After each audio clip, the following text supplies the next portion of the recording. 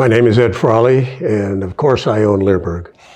This video, we just finished a project. It's one of the largest projects that we've done in many years, and it's a two-part project that we produced on training protection work with Michael Ellis. Is he around the house? Uh-huh. And what, does he have like toys to play with? Yes. Yeah. No, so that's good. Like, I don't play with any of my dogs in the house. So what happens is, when they're in the house, they have things that they can play with themselves, they can chew on. But if they try to engage me, I ignore them. And when they're puppies, if they're really playful, every time I want to play, we go outside and I play with them. And I bring them back in. And then when they're in the house, I just ignore them. They play by themselves. They play by themselves, so they just lay down and chew on something or whatever, right?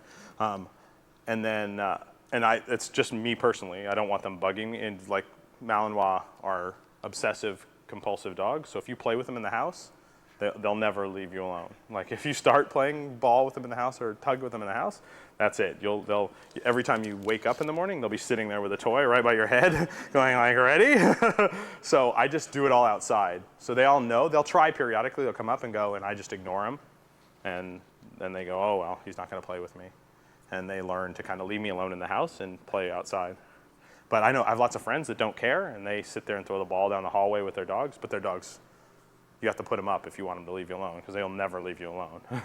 Like they're going to sit there and go, come on. It's not easy to teach, have a dog that you can actually live with if you say, no, in the house. Yeah. Sit down. If you have a working line puppy, it's of any breed, it's much easier if they get you want them to be in your house, in your life. It's much easier if they get downtime right from the beginning, right? So I use X pens a lot with puppies. So my big dogs are out. Like I give all the big dogs a bone in the living room, sit down with my book. I put the X pen right there next to it. I put a bed in there for the puppy, and I throw a bone in there. Now the puppy feels like he's in the mix. The big dogs are all right there. He's not like confined in the other room, but he can't get to anybody. And pretty soon he's laying down chewing on his bone too, and the big ones are there. And he learns that there's chill time as well as active time, right? Again, if I start with a very driven puppy, and every time I take it out, it's high arousal interaction with me, that puppy never learns to relax, and every time they're out with me, they're jacked up, and then they can't just kick back, right? So if I do the kennel thing where they're in a kennel and every time they come out, I want to play with them, then transitioning them to house dogs or to hangout is almost impossible. That's just their whole thing. They're emotionally conditioned to be aroused when they're around you, and they can't relax. So I start right from the beginning, assuming the puppy is a motivated puppy from motivated parents, that I start to teach them to relax as well as be active, so that they learn the places where they should be active and the places where they have to relax, and it makes them a lot easier to live with. I think one of the hardest things for people that are starting out in these things is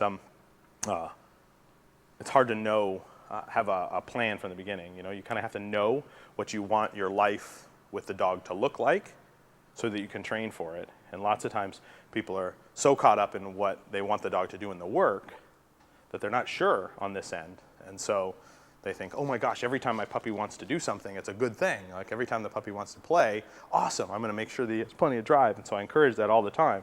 And I used to do that too. And I had a whole series of crazy dogs. They were awesome to work. I mean, they were great. They were certainly motivated.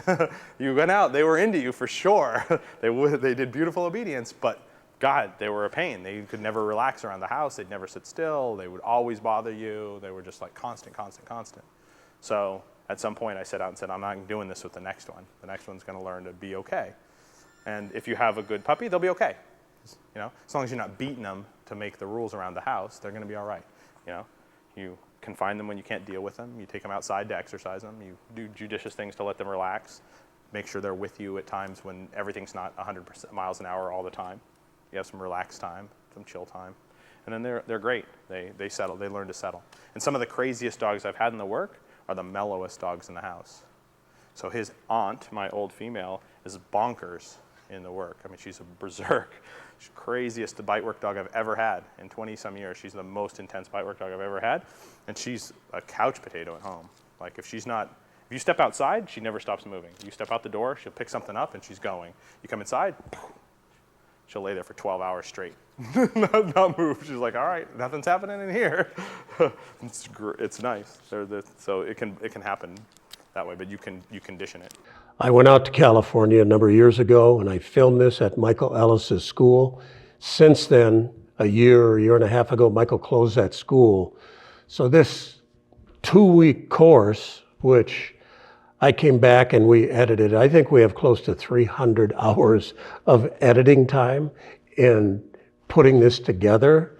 And there's 753 short videos in this course. And as I go along, I'm going to pull videos out of these 753 and release them on YouTube so that people can see the quality of information that we've put together here. If you're new to bite work, if you want to learn how to control your dogs in a very high level of anxiety, this is a course that's going to teach you an awful lot. If you're a professional dog trainer, and I don't care who you are as a professional dog trainer, you're going to learn something from this course. It is really, really good. But in the meantime, you can go to Leerburg.com and see all of the courses that we've produced since 1982. We've been in business for a long time. It's all we do, and there's good information for brand new dog trainers there.